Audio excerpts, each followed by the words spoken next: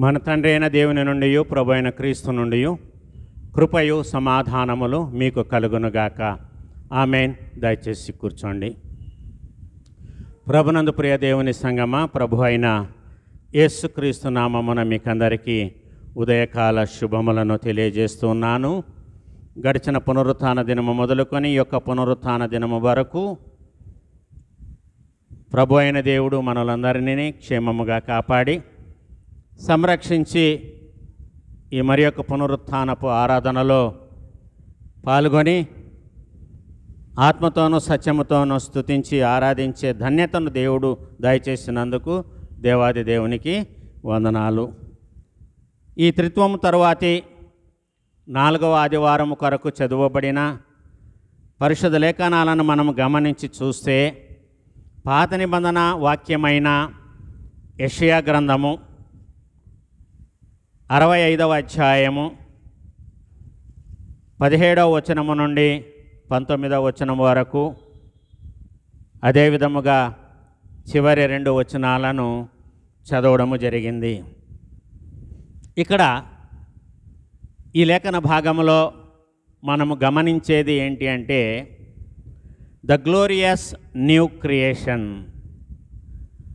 మహిమగల నూతన సృష్టిని మనము ఈ యొక్క అధ్యాయములో యెహోవా దేవుడు ప్రవక్త అయిన యెషయా ద్వారా ఆయనకు దర్శనము కలిగించి ఏమి చేయబోతూ ఉన్నాడో దానిని తెలియచేయడం అనేది మనం ఇక్కడ గమనిస్తున్నాం.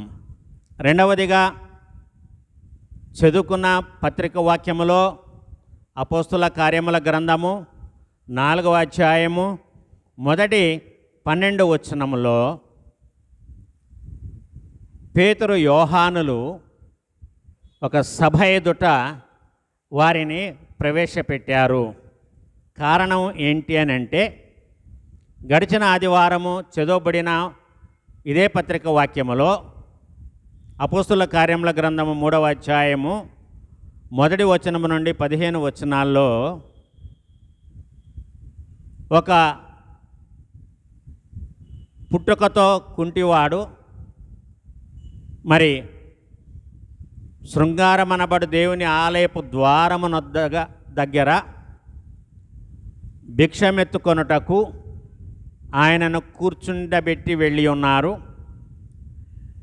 పేతురు యోహానులు ఆ దేవాలయంలోనికి మెట్లు ఎక్కేటప్పుడు వీరు ఆ వ్యక్తిని చూచారు, ఆ వ్యక్తి కూడా వీళ్ళను చూచాడు. ఆశతో తేరి చూచాడు, వాళ్ళ దగ్గర ఏదైనా దొరుకుతుందేమో అని. కానీ పేతురు యోహానులు చెప్పిన మాట ఏంటంటే, మా దగ్గర వెండి బంగారాలు లేవు కానీ ప్రభు అయిన యేసుక్రీస్తు నామమున నీవు లేచి నడువుమని వాళ్ళు ఆజ్ఞాపింపగా ఆ కుంటివాడు లేచి నడిచి వారితో పాటు దేవాలయంలోనికి వెళ్ళడాన్ని మనం ఇక్కడ గమనిస్తున్నాం. ఈ కార్యము చేసినందుకు సన్హెడ్రిన్ సభవారు పేతురు యోహానులను బంధించి ఏ అధికారముతో ఈ పని చేశారు అని వారిని నిందితులుగా హింసలు పెట్టడానికి వారు సభ ఎదుట ప్రవేశింపబడ్డారు. ఇది పత్రిక వాక్యములో వ్రాయబడిన లేఖన సారాంశము. మూడవదిగా చదువబడిన సువార్త వాక్యము పరిశుద్ధ మత్తయి రాసిన సువార్త 5వ అధ్యాయము 13వ వచనము నుండి 16వ వచనము. యేసయ్య కొండ మీద చేసిన ప్రసంగాల్లో మనం గమనిస్తున్నాం. మొదటి 12 వచనాల్లో ధన్యతలను చూస్తాం. 13 నుంచి 16 వచనాల్లో యేసు ప్రభువారు అక్కడ చేరి ఉన్న ఆ ప్రజలను ఉద్దేశించి సృష్టిలో ఉన్న ఒక పదార్థముతోనూ ఒక దివ్య శక్తితోనూ పోలుస్తూ ఉన్నారు. మొదటి పదార్థము ఏంటి అని అంటే ఉప్పు, సారము కలిగిన ఉప్పు. రెండవది దివ్యశక్తి ఏంటి అంటే వెలుగు. మీరు ఈ లోకానికి ఉప్పై ఉన్నారు, మీరు ఈ లోకానికి వెలుగై ఉన్నారు. అంటే ప్రభు అయిన దేవుడు తన యొక్క బోధనలు వినడానికి చేరి వచ్చిన జనసమూహములో వారిలో ఉన్న తపనను గమనించి వాళ్ళలో ఎంత సారం ఉందో వాళ్ళు తెలుసుకోలేకపోతున్నారు. వాళ్ళు బలవంతులు, వాళ్ళు బలహీనులు కాదు, వాళ్ళు బలవంతులు. వాళ్ళలో సారం ఉంది, వాళ్ళు నిస్సారమైనటువంటి వారు కారు. రెండవది, వారిలో వెలుగు ఉంది. వాళ్ళలో ఉన్న వెలుగుని వారే గుర్తించలేకపోతూ ఉన్నారు. కాబట్టి వాళ్ళల్లో ఉన్నటువంటి సారాన్ని ప్రభువు బయటికి తీస్తూ, మీరు ఈ లోకానికి ఉప్పై ఉన్నారు అంటే ఆ శక్తి, ఉప్పుకున్నటువంటి లక్షణాలు ఏవైతే ఉన్నాయో, ఈ రోజున నిజంగానే మనిషి శరీరములో ఉప్పు సాంద్రత అనేది ఉంటుంది. మనం సముద్ర తీర ప్రాంతాన ఎవరైతే వాసం ఉంటున్నారో, నివసిస్తూ ఉన్నారో, వాళ్ళ యొక్క చెమటను వాళ్ళు నాలుకకు అద్దుకుంటే ఆ చెమట ఏ టేస్ట్లో ఉంటుంది? ఉప్పుగా ఉంటుంది. మనిషి శరీరంలో ఉప్పు ఉంటుంది. ఇది మనం గమనించాలి. యేసు ప్రభు వారు అదే అంటున్నారు, మీరు ఈ లోకానికి ఉప్పై ఉన్నారు. ఉప్పు గనక తన సారాన్ని గనక కోల్పోతే అది దేనికి పనికిరాదు, పారవేయబడుటకే కానీ దానిని దేనికి కూడా ఉపయోగించరు. అలాగే మీలో వెలుగు ఉంది. వెలుగు ఎక్కడ ఉంటుంది? దీపస్తంభము మీద ఆ ఇంటికంతటికి కూడా వెలుగు ఇవ్వడానికి వెలుగు దీపస్తంభము మీదనే పెట్టబడి ఉంటుంది. కాబట్టి మీరందరూ కూడా వెలుగే, దివిటీలో వెలుగుతున్నటువంటి వెలుగే మీరు ఈ లోకానికి వెలుగున్నారు.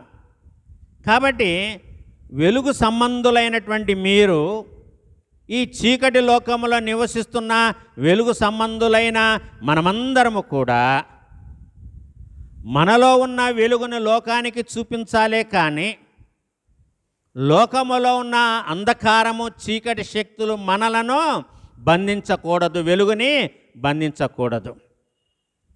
కనుక ప్రభునందు ప్రియులారా, ఆ కొండ మీద ప్రసంగములో ప్రభు అయిన యేసు క్రీస్తు వారు చెప్పినటువంటి ఆ యొక్క మాటను బట్టి మనము చూస్తే ఏమంటున్నారు ఇక్కడ యేసయ్య? గమనించండి. మనుషులు దీపము వెలిగించి కుంచము కింద పెట్టరు కానీ అది ఇంట నుండి వారికి అందరికీ వెలిగించుటకై దీపస్తంభము మీదనే పెట్టుదురు. మనుషులు మీ సత్క్రియలను చూచి పరలోకమందున మీ తండ్రిని మహిమపరచునట్లు వారి ఎదుట మీ వెలుగును ప్రకాశింపనీయుడి. మీ వెలుగును ప్రకాశింపనీయండి. మీలో వెలుగుంది, అది లోకానికి కనబడాలి. ఎందుకంటే మనము దేవుని బిడ్డలము కాబట్టి. దేవుని యొక్క లక్షణములు కలిగి ఉన్న వారము, దేవుని యొక్క స్వరూపాన్ని కలిగిన వారము, దేవుని యొక్క పోలికను కలిగినటువంటి మనము, దైవ లక్షణములు కలిగినటువంటి మనము ఈ లోకములో వెలుగు సంబంధులుగా జీవిస్తూ మనలో ఉన్న వెలుగును ఈ లోకానికి ప్రజ్వలింపచేయాలి.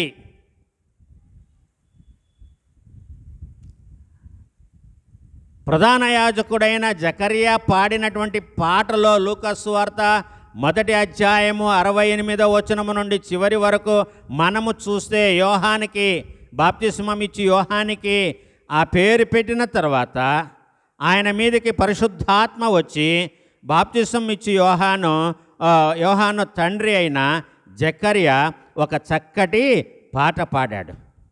ఆ గీతములో ఆయన చెప్పినటువంటి మాట మనము గమనించి చూస్తే ఇక్కడ ఏమంటున్నాడు? చీకటిలోను మరణ ఛాయలోను కూర్చుండు వారికి వెలిగిచ్చుటకై ఆ మహావాత్సల్యమును బట్టి పైనుండి ఆయన మనకు అరుణోదయ దర్శనమును అనుగ్రహించెను. అరుణోదయ దర్శనాన్ని దేవుడు అనుగ్రహించాడు. ఎవరి కొరకు? చీకటిలోను మరణ ఛాయలోను కూర్చుండు వారికి వెలుగు ఇవ్వడానికి. ఆ రోజున బాప్తిస్మిచ్చి యోహాను ఈ లోకానికి వచ్చాడు, ఆయన మార్గమును సరళము చేయడానికి. మరి యేసు ప్రభు వారు అంటున్నారు, ఆ జన సమూహాన్ని అంతటిని కూడా చూచి మీరు ఈ లోకానికి వెలుగై ఉన్నారు. దేని కొరకు? చీకటిలోనూ మరణ ఛాయలోనూ కూర్చుండు వారికి వెలుగు ఇవ్వడానికి. ఈ రోజున దేవుని బిడలమైన మనమందరము కూడా చేయవలసిన పని ఏంటంటే, ఎవరైతే అంధకారములో ఉన్నారో, ఎవరి మీద మరణ ఛాయలు కమ్ముకొని ఉన్నాయో, ఆ మరణ ఛాయలో నుంచి వారిని మనము బయటకు తీసుకురావాలి. చీకటిలో ఉన్న వారిని మనము మనలో ఉన్న వెలుగు ద్వారా మనము వారిని బయటికి తీసుకురావాలి. అందుకనే దేవుడు తన పోలిక చొప్పున నరులను ఆయన సృజించెను. ఇది చాలా చక్కటి మాటలు. మనము దేనితో ఈ లోకములో పోల్చబడ్డామో, సరే మనల్ని మనము దేనితో పోల్చుకుంటాం ఈ లోకములో? ఎవరు కూడా ఎవరికి వారు తక్కువగా పోల్చుకోరు కదా. మనల్ని మనం ఉన్నతంగానే పోల్చుకుంటాం. అది ఉండాలి. ఆ ఆలోచన ప్రతి ఒక్కరిలో కూడా మనము ఉన్నతమైన వారము, మనము జ్ఞానవంతులము, మనము బుద్ధివంతులము, మనము తెలివి గలవారము, మనము దేవుని యందు భయభక్తులు కలిగిన వారము, మనము మంచివారము. ఇది ప్రతి ఒక్కరూ కూడా అనుకోవాలి. ఈ పాజిటివ్నెస్తో ఉంటే నిజంగా అది మనల్లో మార్పు అనేది తీసుకువస్తుంది. లేక పొద్దాక ఎప్పుడు చూసినా ఏడుపు ముఖంతో ఉన్న, దిగులుతో ఉండి అయ్యో అయ్యో అయ్యో అనుకుంటూ కూర్చుంటే ఇంట్లో మన బ్రతుకులు ఏ విధంగా ఉంటాయి? అలాగే ఉంటాయి. ఆ స్థితి నుంచి బయటికి రమ్మని చెప్తుంది దేవుని యొక్క వాక్యం. మనము సాధారణమైనటువంటి మనుషులము కాదు. దేవుడు మనలో ఉన్నాడు. దేవుడు ఎవరిలో ఉన్నాడండి? ఆయన మనలోనే ఉన్నాడు.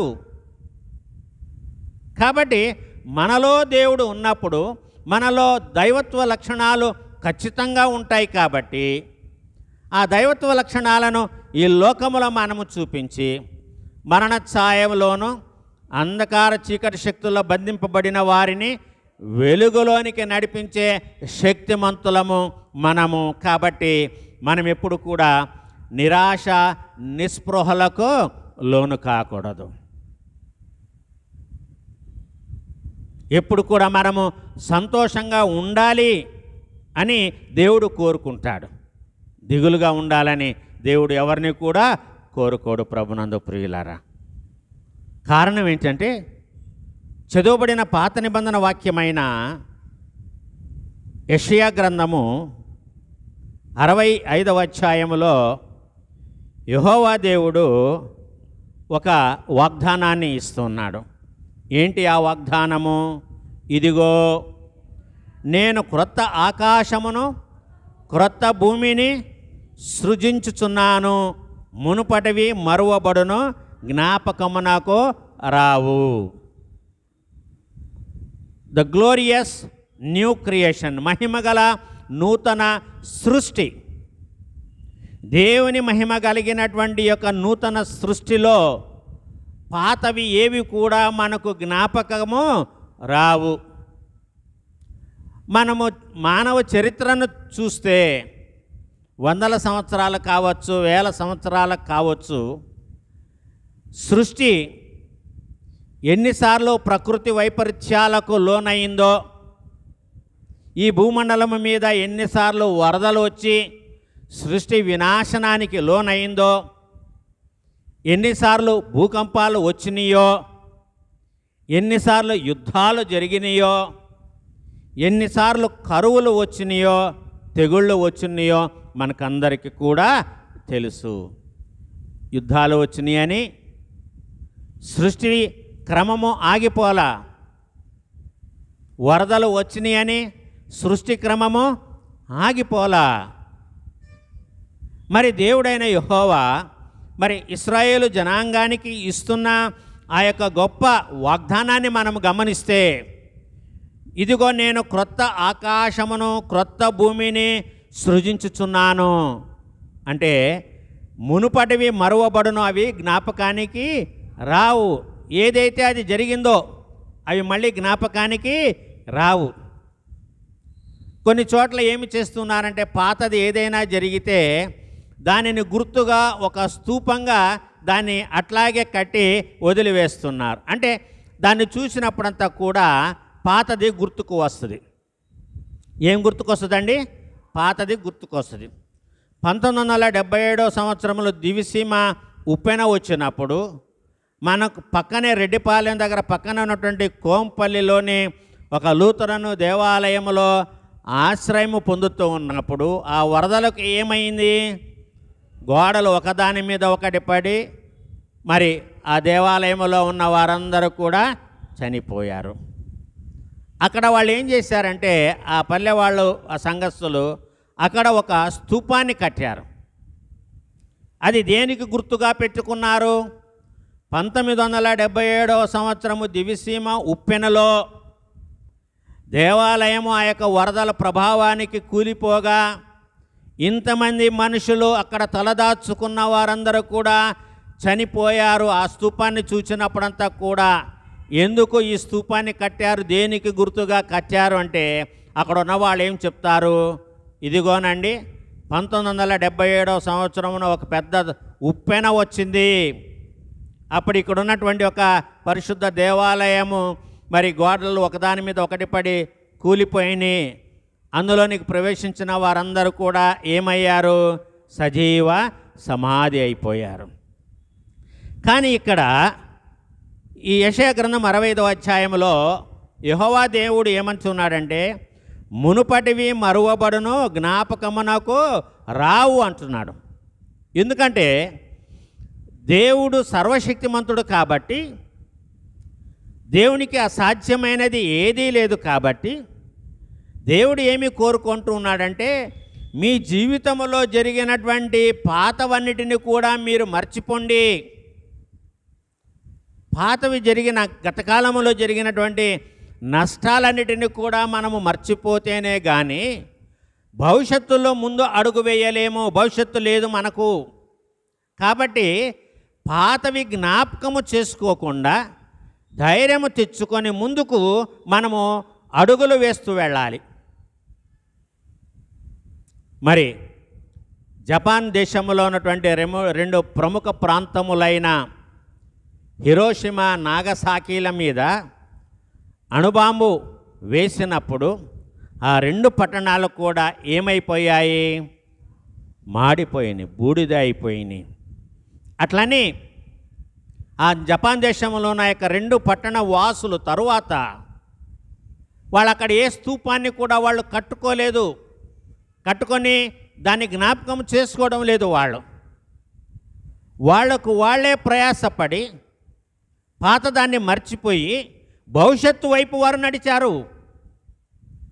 ఇప్పుడు టెక్నాలజీలో వస్తువులు ఒకప్పుడు నాకు తెలిసి ఒక 20-30 ఏళ్ల క్రితము ఏ వస్తువు వచ్చినా అది ఎక్కడి నుంచి వచ్చేదంటే జపాన్ దేశం నుంచే వచ్చేది.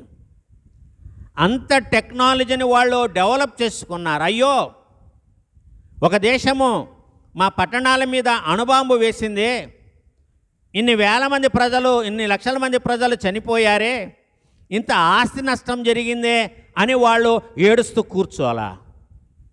వాళ్ళు మర్చిపోయారు. సో నూతన జీవితము వైపు వాళ్ళు అడుగు వేయడం ప్రారంభించారు. బబులోను చెర నుంచి వాళ్ళు గనక రాకపోయి ఉండుంటే ఎజ్రా నెహెమ్యాల కాలంలో మనము ఆ రెండు పుస్తకాలను చదివితే ఆహుతి అయిపోయి బూడిద అయిపోయినటువంటి యెరూషలేము ప్రాకారాలను తిరిగి కట్టాలన్నటువంటి తలుపుతో వాళ్ళు చెర విమోచన నుంచి వాళ్ళు బయటికి వచ్చారు. 70 ఏళ్ల తర్వాత వాళ్ళు ఏడుస్తూ కూర్చోలా. ఆ బబులోను ప్రాకారాలను మళ్ళీ వాళ్ళు కట్టారు. ప్రభునందు ప్రియులారా, మీరు చదవండి ఎజ్రా నెహెమ్యా గ్రంథాలు. ఇవన్నీ దేనికి అంటే మనిషి స్ఫూర్తి తెచ్చుకోవాలి. సృష్టిలో అనేకమైనటువంటి సంఘటనలు జరుగుతూ ఉన్నాయి. జరిగినటువంటి నష్టాన్ని తలపోస్తూ కూర్చొని ఇంకా నష్టపోద్దామా, లేకపోతే దేవుడు మనలో ఉంచినటువంటి శక్తి సామర్థ్యాలు ఏవైతే ఉన్నాయో, ఏ సారమైతే ఉందో, మీరు ఈ లోకానికి ఉప్పై ఉన్నారు, మీరు ఈ లోకానికి వెలుగై ఉన్నారు. సో దాని ద్వారా భవిష్యత్తు వైపు అడుగులు వేయాలి మనం. ఫెయిల్ అయ్యే వాళ్ళు అవుతుంటారు. అయ్యో నేను ఫెయిల్ అయ్యానే అని బాధపడుతూ కూర్చుంటే ఆ సబ్జెక్ట్ మళ్ళీ ఎప్పటికీ కూడా పాస్ కాలేరు. ఇంకా పట్టుదలతో ఇంకా కసిగా చదువుతారంట. రీసెంట్గా ఒక 15-20 రోజుల క్రితము సోషల్ మీడియాలో ఒక వీడియో చూశాను. ఉత్తర భారతదేశంలో ఒక రాష్ట్రంలో ఒక కుర్రవాడు 10వ తరగతి పరీక్షలు 10 సంవత్సరాలు రాశాడంట. ప్రతిసారి రాస్తూ ఫెయిల్ అవుతూనే ఉన్నాడు. చివరికి ఆయన ఉత్తీర్ణుడయ్యాడు. ఇది పట్టుదల, ఇది భవిష్యత్తు. వాడు 10వ తరగతి పాస్ అయ్యాడని మేళతాళాలతో ఆ కుర్రవాణ్ణి భుజాల మీద ఎక్కించుకొని మెడలో దండ వేసి ఆ పల్లెలంతా కూడా ఊరేగించారు. సో మా అబ్బాయి 10వ తరగతి పాస్ అయ్యాడు, సాధించాడు. ఆయన సాధించాడు. అది పట్టుదల. అది ఎప్పుడైతే జరుగుతామో మనకు భవిష్యత్తు కనబడుతుంది. భవిష్యత్తు వైపు అడుగును మనము వేయాలి. 10 సంవత్సరాలు 10వ తరగతి పరీక్ష అంటే 10వ తరగతి పరీక్ష రాసేది ఏ వయసులో? 15వ సంవత్సరంలో. మళ్ళీ 10 సంవత్సరాలు. ఆ అబ్బాయి వయసు ఎంత అయింది? 25 సంవత్సరాలు, 25 సంవత్సరాలు. ఆ అబ్బాయిని ఎంతమంది ప్రోత్సహించారో, ఎంతమంది నిరుత్సాహపరిచారో, ఎంతమంది తిట్టారో, ఎంతమంది హేళన చేశారో అవి పట్టించుకొని ఉంటే 10 సంవత్సరాలు పోరాటము చేసేవాడు కాదు. గమనించాలి. అందుకనే ఈ యెషయా గ్రంథంలో యెహోవా దేవుడు అంటున్నాడు, మునుపటివి మరువబడునో జ్ఞాపకమునకు రావు, తెచ్చుకోకూడదు. ఎందుకంటే నేను సర్వశక్తిమంతుడైన దేవుడను, నేను సర్వ అధికారము కలిగినటువంటి దేవుడను. నాకు అసాధ్యమైనది ఏదైనా ఉన్నదా అని యెహోవా దేవుడు ప్రశ్నించాడు. కాబట్టి ఇక్కడ క్రొత్త ఆకాశమును క్రొత్త భూమిని దేవుడు సృష్టించాలని నేను అనుకుంటున్నాడు. చూడండి, పక్కనే 66వ అధ్యాయంలోని 22వ వచనాన్ని చదువుకుందాం. నేను సృజింపబోవు క్రొత్త ఆకాశమును క్రొత్త భూమియు లయము కాక నా సన్నిధిని నిలుచున్నట్లు నీ సంతతియు నీ నామమును నిలిచియుండును. ఇదే యెహోవా వాక్కు. నీ సంతానము నిలువబడి ఉంటుంది, నీ పేరు అదే విధంగా ఉంటుంది. భూమి మీద నీ పేరు తుడిచిపెట్టబడకుండా ఉంటుంది. ఎక్కడ? దేవుడు సృజింపబోతూ ఉన్న క్రొత్త ఆకాశమును క్రొత్త భూమిలో. అవి లయము కావంట. అందుకనే పౌలేమన్నాడు, ఇదిగో పాతవి గతించను, సమస్తమును క్రొత్తవాయేను. రిన్యూవింగ్ ఎవ్రీ టైం. రీసైక్లింగ్ కాదు ఇక్కడ, రిన్యూ కావడము. వరదలు వస్తూనే ఉన్నాయి, పోతూనే ఉన్నాయి. కాలగర్భములో చాలా కలిసిపోయినాయి. ప్రజలు మౌనంగా లేరు. వాళ్ళు జీవన పోరాటము చేస్తూ వాళ్ళు భవిష్యత్తు వైపు వాళ్ళు నడుస్తున్నారు. ప్రభునందు ప్రియులారా, 2వ అధ్యాయం చూడండి. పేతురు రాసిన 2వ పత్రిక 3వ అధ్యాయము 13వ వచనాన్ని చదువుకుందాం.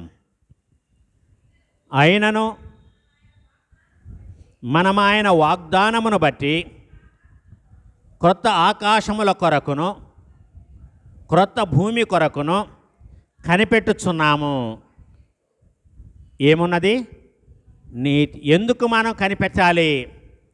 క్రొత్త ఆకాశము కొరకు క్రొత్త భూమి కొరకు మనం ఎందుకు కనిపెట్టాలి అంటే, ఇక్కడ పేతురు భక్తుడు అంటున్నాడు, అందులో నీతి ఉన్నది. ఆ దేవుని యొక్క నీతి ఎల్లకాలము నిలిచి ఉండాలి. దేవుని యొక్క నీతి.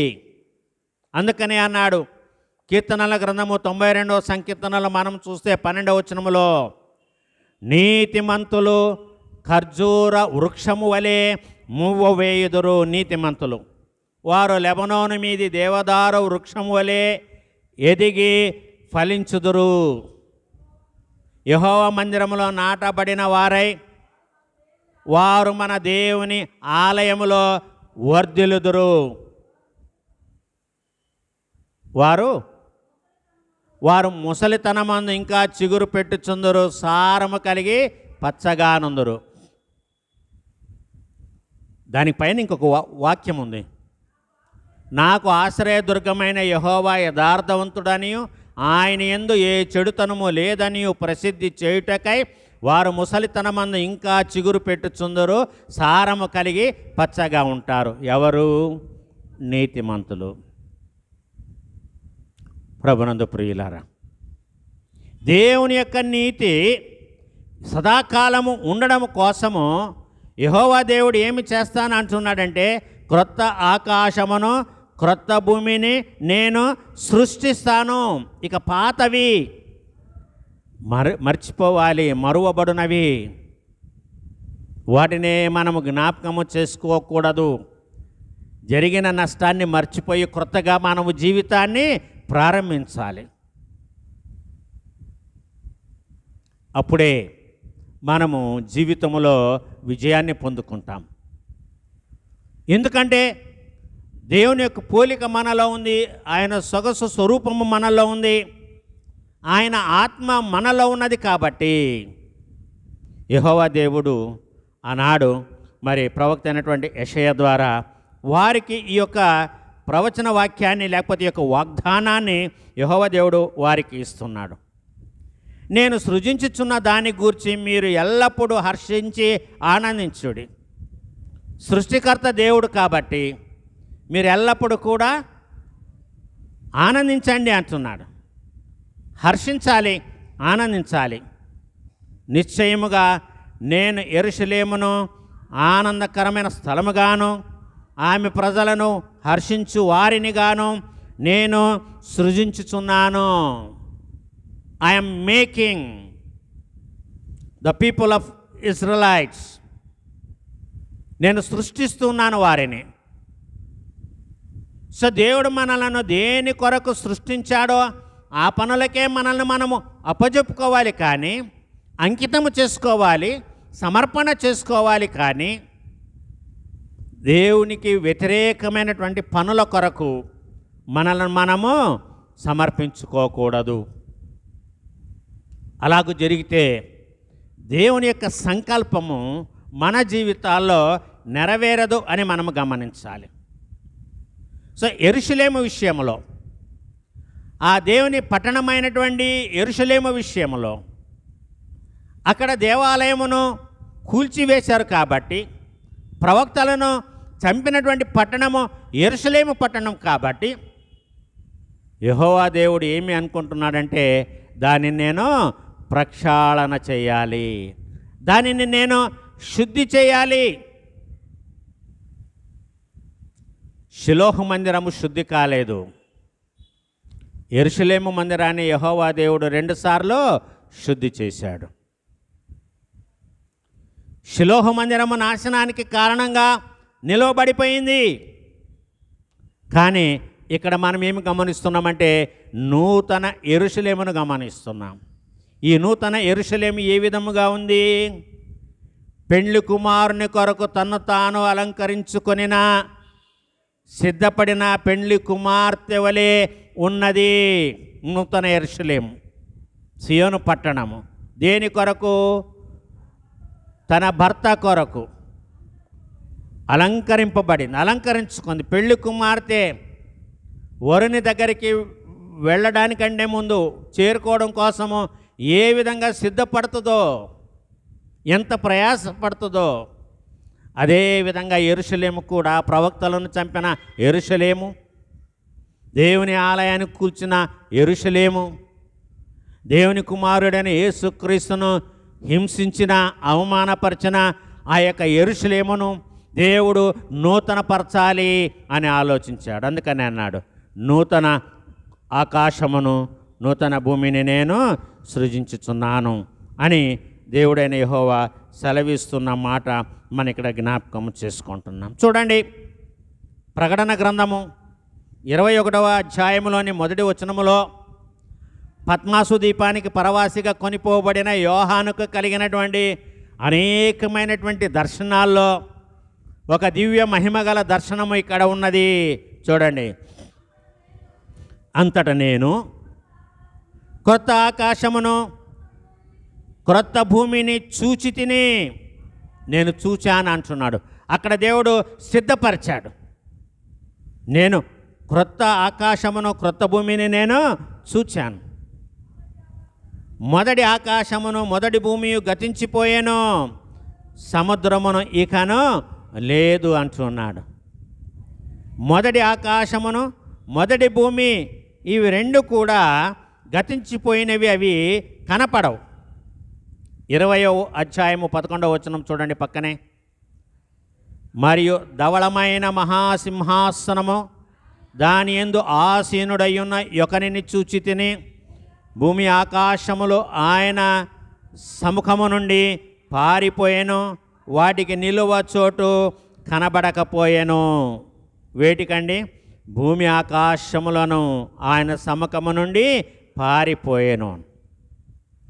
ఇక్కడ భూమి ఆకాశము అంటే సృష్టి మొత్తం, యావత్ సృష్టి, సకల జీవరాశులు, సకల ప్రాణులు, సకల సృష్టి, చెట్లు చేమలు, మహావృక్షాలు, అడవులు, ఇవన్నీ కూడా మనిషి తన స్వార్థం కోసం నాశనం చేసేసాడు.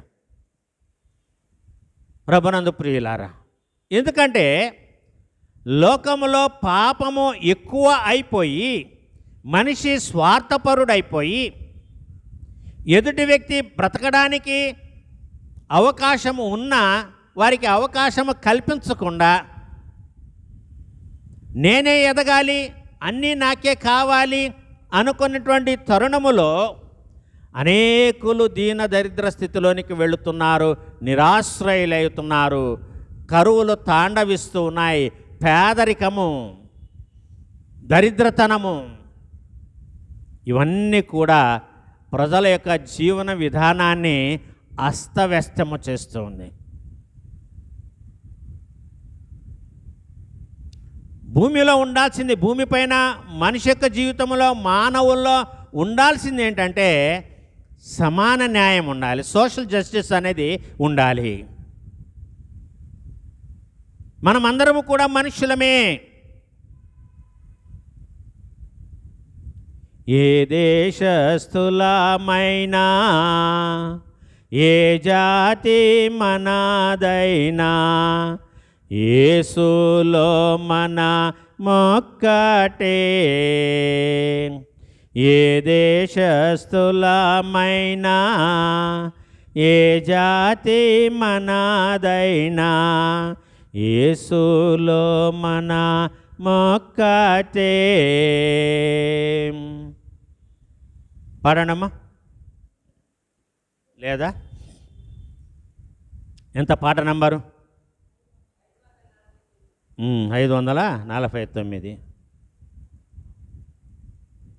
ఏకమై బాలాలా మేమెల్లారము తండ్రి నెంతో స్తుతించుచు నెప్పుడు పాడుదము. ఏ దేశస్థులమైనా, ఏ జాతి మనదైనా, యేసులో మన మొక్కటే. పలు దేశములలోన పన్నుగా దేవుని ప్రార్థించడి బాలాలా. పరమా తండ్రి మాలో ప్రతివారి దీవించు, బహుగాని దిన మనుచు ప్రతిమాలి వేడుదము. ఏ దేశస్థులమైనా, ఏ జాతి మనదైనా, యేసులో మన మొక్కటే బహుదేశములలోన పలు విధముల పనులు పరగా చేసెడి బాలాలం ప్రభుడే యేసుని కొరకే ప్రపంచమంతటిని బాగు చేయను మిగులా ప్రయాసపడుదాము ఏ దేశస్థులమైనా ఏ జాతి మనదైనా యేసులో మన మొక్కటే. చూడండి ఇక్కడ భూమి ఆకాశములు ఆయన సముఖము నుండి పారిపోయెను, వాటికి నిలువ చోటు కనబడకపోయెను. భూమి ఎక్కడికి పారిపోద్ది? ఆకాశము ఆయనకు సింహాసనము, భూమి ఆయన పాదపీఠము. ఆకాశము దేవుని సింహాసనము, భూమి ఆయన పాదపీఠము. ఎక్కడికి వెళ్తుంది ఆకాశము భూమి? ఇవి ఎక్కడికి కూడా వెళ్ళవు, ఇక్కడే ఉంటాయి. మరి దీని యొక్క అర్థం ఏంటి? మార్పు చెందడము, సృష్టి మార్పు చెందడము. ఒకప్పుడు నిర్మానుషంగా ఎడారి ప్రాంతాలుగా ఉన్న ప్రదేశాలు అద్భుత రీతిగా ఆకాశము నుండి వర్షాలు కురిసి వాటిని ఫలవంతము చేస్తాయి. పంటలు పండడానికి అయోగ్యంగా ఉన్నటువంటి భూములు ఆకాశపు నీరును త్రాగి అవి విత్తువానికి విత్తనమును, భుజించువానికి ఆహారమును దయచేస్తూ ఉన్నాయి. కొన్ని ప్రాంతాలు సస్యశ్యామలంగా ఉన్నటువంటి కొన్ని ప్రదేశాలు వర్షపు నీరు లేక అవి బీడు భూములుగా పడిపోతున్నాయి, ఎడారులుగా మారిపోతున్నాయి. ప్రభునందు ప్రియులారా, ఇది సృష్టిని గురించి. మనుషులు కూడా దేవుని యొక్క పోలికను ధరించుకున్నటువంటి మానవులు కూడా సాతాను శోధనలో బంధకాల్లో పడి చిక్కుకొని పోయి బయటికి రాలేని స్థితిలో ఉంటూ పాపపు క్రియలను చేస్తూ సృష్టిని నాశనము చేస్తూ ఉన్నారు. అందుకనే ఈ రోజున భూలోకములో మంచితనము, మానవత్వము అనేవి నశించిపోతూ ఉన్నాయి. గమనించాలి. నేను చిన్నప్పుడు చదువుకునేటప్పుడు హై స్కూల్లో జియోగ్రఫీలో అప్పుడు చదువుకున్నప్పుడు మాట ఏంటంటే, భూమి మీద ఇంకా 80% నేల మరి కల్టివేషన్కి పనికి రాకుండా ఉంది అంట. అంటే మనుషులు 80% భూమిని సేద్యం చేయకుండా వదిలివేశారంట. సేద్యము చేయాలంటే ఎంతో భూమి ఉందంట. కానీ ఈ రోజున మనము తరాలు గడిచే కొద్దీ మనము చూస్తున్నది ఏంటి? పంట భూములను నాశనం చేస్తున్నారు, మరి అడవులను నాశనము చేస్తూ ఉన్నారు. పర్యావరణము నాశనం అయిపోతుంది. కాబట్టి దేవుని యొక్క సృష్టిని ముందు ఏ విధముగా ఉన్నదో మళ్ళీ అదే విధంగా చేయాలని దేవుడు సంకల్పిస్తూ అంటున్నాడు, నేను క్రొత్త భూమిని, క్రొత్త ఆకాశాన్ని నేను సృష్టిస్తున్నాను. యెహోవా దేవుడు చెప్పిన మాట ఏంటి? ఆదాము అవ్వలతో, మీరు ఫలించి అభివృద్ధి పొంది విస్తరించి భూమిని నింపండి. ఎందుకంటే ఫలించే గుణాలు, శక్తి మీలో ఉంది, ఈ సృష్టిలో కూడా ఉంది. ఈ సృష్టిలో కూడా ఉంది ఫలింపనేది. కానీ ఒకటే, మనం ప్రయాసపడాలి. మనము ప్రయాసపడితే మనం ఏ ఫలానైనా మనము ఫలింప చేయవచ్చు. మనం ఫలించాలి. ముందు మనము ఫలించాలి. నాలో నిలిచి ఉంటేనే గాని మీరు ఫలించరన్నాడు యేసయ్య యోహాను సువార్త 15వ అధ్యాయములో. నాకు వేరుగా ఉండి మీరేమీ చేయలేరు, మీరు ఫలించలేరు నాలో ఉంటేనే కానీ. కాబట్టి మనమందరము కూడా ఎక్కడ ఉండాలండి? ఆయనలో ఉండాలి. ఆయనలో ఉండాలి. ఉంటేనే మనము ఫలిస్తాం ప్రభునందు ప్రియులారా. ఉండకపోతే మనము ఫలించలేము. దేవునిలో మనం ఉండాలి. దేవుని మాటలు మన హృదయాల్లో ఉంటేనే మనము సంపూర్ణంగా మనము ఫలించగలము. అందుకని అన్నాడు, మీరెంత ఫలిస్తే దేవునికి అంత మహిమ. మీరెంత ఫలిస్తే దేవునికి, మీరు బహుగా ఫలించటం వల్ల నా తండ్రి మహిమపరచబడను అని అక్కడ యేసు ప్రభువారు ఆ యోహాను సువార్త మరి 15వ అధ్యాయంలో చెప్తున్నాడు ప్రభునందు ప్రియులారా. మనము ఫలించాలి. అదే క్రొత్త భూమి, అదే క్రొత్త ఆకాశము. అందుకని యేసు ప్రభువారు వాళ్ళలో ఉన్నటువంటి శక్తి సామర్థ్యాలని వాళ్ళకు గుర్తు చేస్తున్నాడు.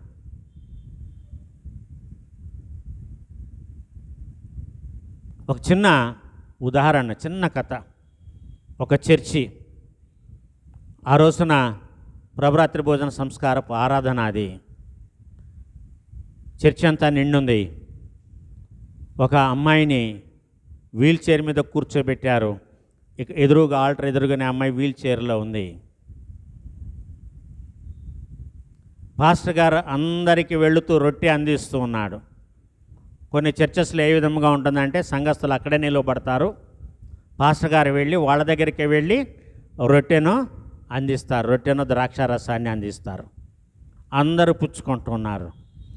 ఈ అమ్మాయి దగ్గరికి వచ్చేటప్పటికి అమ్మాయి కూడా చెయ్యి చాపింది రొట్టె కోసము. పాస్టర్ గారు ఏం చేశారంటే ఇట్లా చెయ్యి చాపి ఒక అడుగు వెనక్కి వేశాడు, ఒక అడుగు వెనక్కి వేశాడు. పక్కన తల్లిదండ్రులు ఉన్నారు. ఏంటి, ఈ పాస్టర్ గారికి మా కూతురు నిలవబడలేదని తెలుసు కదా, నడవలేదని తెలుసు కదా, ఆయన రొట్టె పెట్టుకొని ఒక అడుగు వెనకేసి అమ్మాయిని రమ్మంటున్నాడు. Come take and eat, this is the body of Christ. అమ్మాయినే పిలుస్తున్నాడు. అందరూ పాస్టర్ వైపే చూస్తున్నారు. ఏంటి, ఈ పాస్టర్ గారికి మతి చెల్లించిందా? అమ్మాయిని అవమానపరుస్తున్నాడు, అమ్మాయిని బాధ పెడుతున్నాడు. ఆ అమ్మాయి తల్లిదండ్రులు బాధపడుతున్నారు, తల్లి రోధిస్తుంది. పాస్టర్ గారు ఒకటి అంటున్నారు, కమ్ రా తీసుకో. అందరికైతే దగ్గరికి వెళ్ళి ఇచ్చాడు. ఈ అమ్మాయితో అంటున్నాడు, రా వచ్చి తీసుకో. అమ్మాయి లేచింది, ఒక్క అడుగు ముందుకేసింది. పాస్టర్ గారు 2 అడుగులు వెనక్కేసాడు. కమ్ అంటే కన్నాడు, మళ్ళీ రా వచ్చి తీసుకో. అమ్మాయి ఇంకొక అడుగు ముందుకేసింది. మళ్ళీ పాస్టర్ గారు 2 అడుగులు వెనకేశారు. కమ్ అంటే అక్కడున్న పాస్టరు ఆల్టర్లో ఈ ప్రదేశంలో వచ్చే వరకు అలాగే చేశాడు. ఆ అమ్మాయి తనకు తానుగా ఎవరి సహాయము సహకారము లేకుండా లేచి ముందుకు వచ్చింది. పాస్టర్ గారి చేతుల నుంచాక రొట్టెను పుచ్చుకున్నది. అందరినీ అక్కడే వాళ్ళ బెంచుల దగ్గర ఇచ్చాడు. కానీ కొంతకాలము నుండి బలహీనంగా ఉండి బలహీన పాదములు కలిగినటువంటి ఈ యొక్క అమ్మాయి, ఆమెలో ఆమె శక్తి తెచ్చుకుంది. అంటే దేవుని యొక్క కార్యము ఎలాగ జరుగుతుందో మనం ఇక్కడ గమనించాలి. కూర్చున్న చోట కూర్చుంటే దైవ కార్యాలు జరగవండి. బెతస్దా కోనేటి దగ్గర ఉన్నటువంటి వ్యక్తి ఎన్ని సంవత్సరాల నుంచి అక్కడ పడి ఉన్నాడు? 38 సంవత్సరాలు. యేసయ్య ఏమడిగాడు? నీ స్వస్థ పడగోరుచున్నావా అని యేసయ్య అడిగినందుకు ఆ బెతస్దా కోనేటి దగ్గర ఉన్నటువంటి వ్యక్తి ఏమని సమాధానం చెప్పాడు?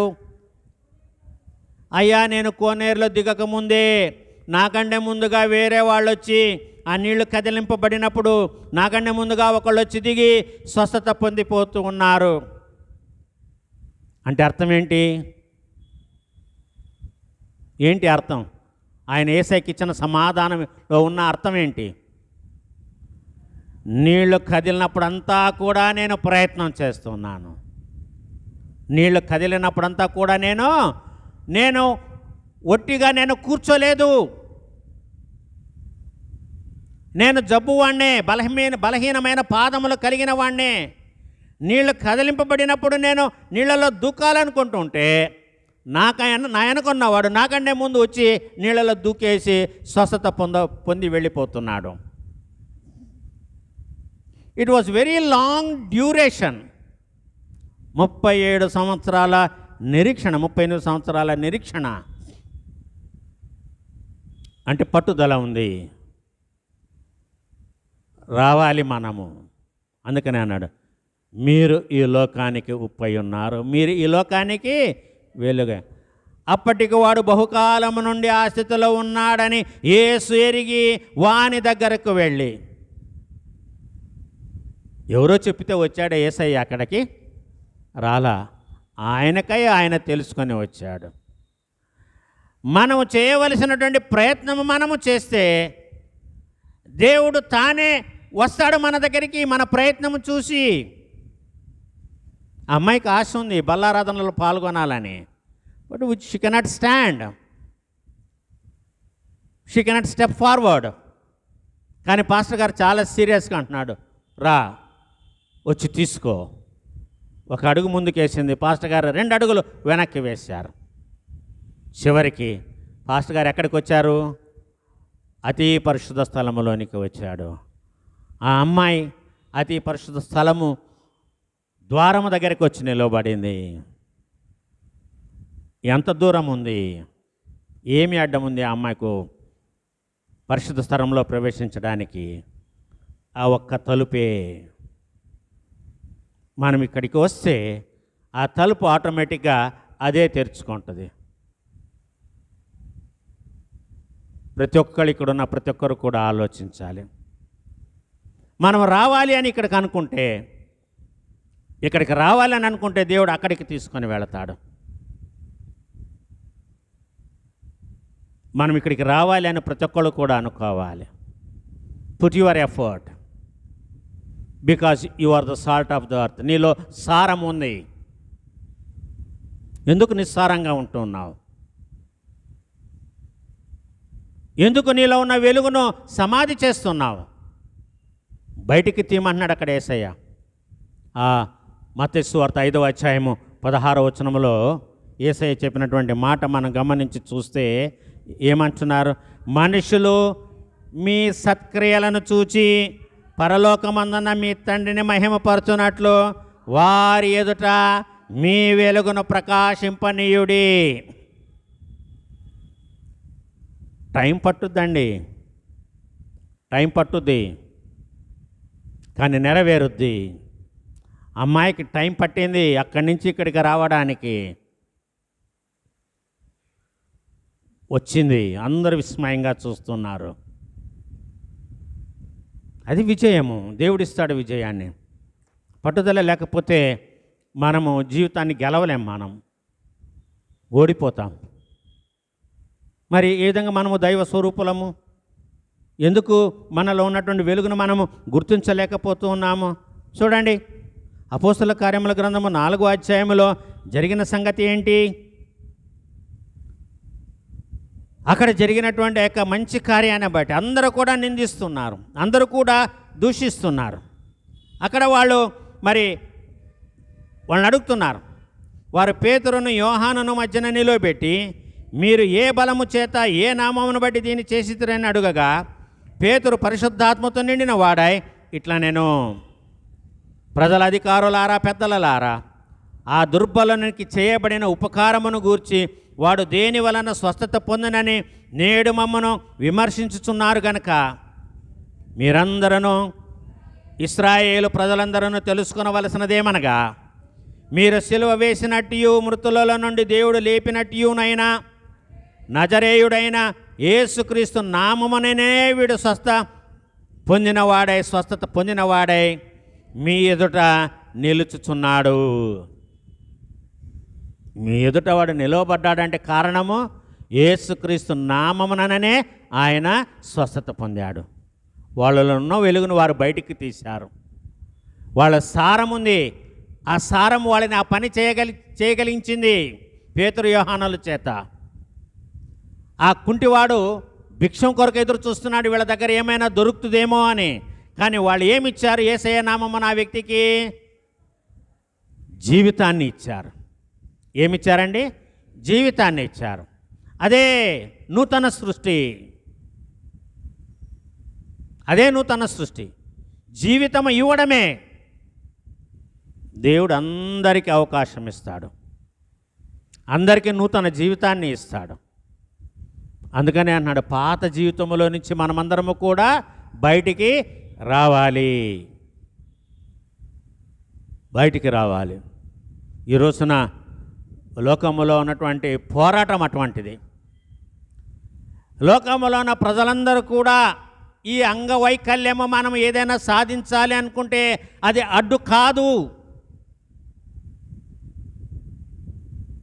సాధించాలంటే పట్టుదల, దేవుని యందు విశ్వాసము, నమ్మకము, మన మీద మనకు నమ్మకము, విశ్వాసం అనేది ఉండాలి.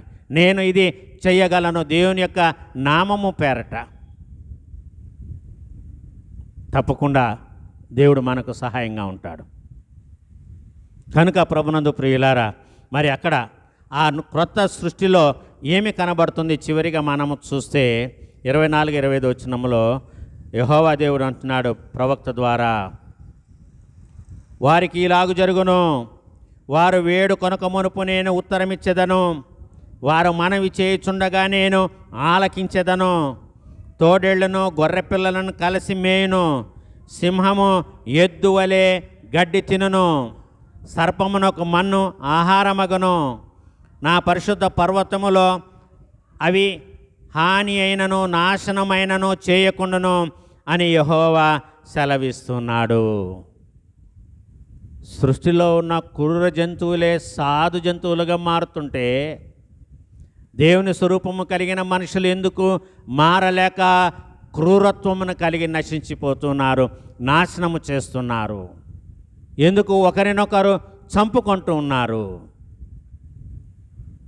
క్రూర జంతువు అయిన సింహము మారిపోతుంది, తోడేలు మారిపోతుంది, నాగుపాములు, విషాన్ని కక్కే నాగుపాములు కూడా మారిపోతున్నాయి.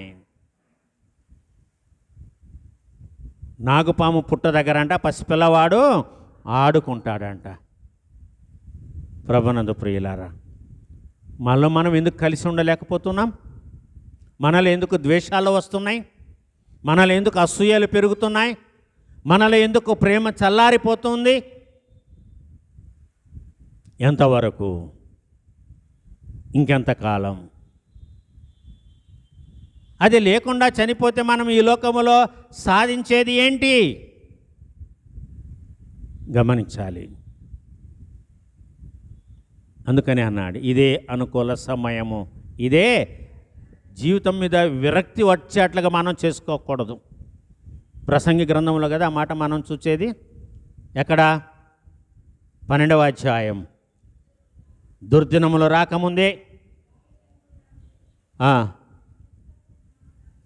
ఎప్పుడు? బాల్య దినముల ముందే, దానికంటే ముందున్నాయి. దుర్దినములు రాకముందే, దాని తర్వాత వీటి యందు నాకు సంతోషము లేదని సంవత్సరములు చప్పు రాకముందే, తేజస్సునకును సూర్యచంద్ర నక్షత్రములకును చీకటి కమ్మకముందే, వాన వెలసిన తర్వాత మేఘములు మరలా రాకముందే. అంటే సృష్టిలో ఈ మార్పులన్నీ కూడా దేవుడు క్రొత్త ఆకాశమును క్రొత్త భూమిని సృష్టిస్తానని వాగ్దానం చేస్తూ ఉన్నాడు. కాబట్టి నీవు అవి చూడాలి, కానీ జీవితంలో విరక్తి తెచ్చుకోకూడదు. ఇక్కడ ఏమంటున్నాడు సామెతల గ్రంథకర్త? దుర్దినములు రాకముందే, ఇప్పుడు వీటి యందు నాకు సంతోషము లేదని నీవు చెప్పు సంవత్సరములు రాకముందే, తేజస్సునకును సూర్యచంద్ర నక్షత్రములకును చీకటి కమ్మకముందే, వాన వెలిసిన తర్వాత మేఘములు మరల రాకముందే, నీ బాల్యమున్న దినములందే నీ సృష్టికర్తను స్మరణకు తెచ్చుకో. Remember your God. నీ సృష్టికర్త నిన్ను ఎవరైతే సృజించారో వాళ్ళని స్మరణకు తెచ్చుకో. అప్పుడు మనము జీవిస్తాము. ఇక్కడే మనము నూతన ఆకాశాన్ని, నూతన భూమిని చూడగలము. పరలోకపు నూతన యెరూషలేము పట్టణానికి మనం వెళ్ళాలంటే, ఆ సియోను కొండకి మనం వెళ్ళాలంటే, ప్రభునందు ప్రియులారా, మనల్ని మనము పెళ్లి కుమారుని కలుసుకొని పోయే వధువుగా సిద్ధపడా. అపోస్తుడైన పౌలు ఎఫెసీయులకు రాసిన పత్రిక 5వ అధ్యాయం 22 నుంచి 33 వచనంలో చెప్తాడు. ఏ విధంగా ఉండాలి? నిష్కళంకంగా ఉండాలి. ముడత అయినను కళంకమైనను అట్టిది మరి ఏదైనానో లేకుండా ఉండాలి అంట. మనల్ని మనం అలంకరించుకోవాలి. దానికి దేవుడు మనల్ని అందరినీ సిద్ధపరుస్తున్నాడు. దేవుని యొక్క వాగ్దానము నమ్మదగినది, వాక్యము అది పూర్ణ అంగీకారమునకు యోగ్యమై ఉన్నది. కాబట్టి అట్టి కృపలో మనమందరము కూడా మన భవిష్యత్తులో మనం ఆ యొక్క నూతన యెరూషలేమును ధన్యత ప్రతి ఒక్కరికి దేవుడు అనుగ్రహించి మహిమ పొందునుగాక. ఆమేన్. సమస్త జ్ఞానమునకు మించిన దేవుని యొక్క సమాధానము యేసుక్రీస్తు వలన మీ హృదయములకు, మీ తలంపులకు కావాలి ఉండునుగాక. ఆమేన్. దేవానాయందో శోధా హృదయమో కలుగజేయుము.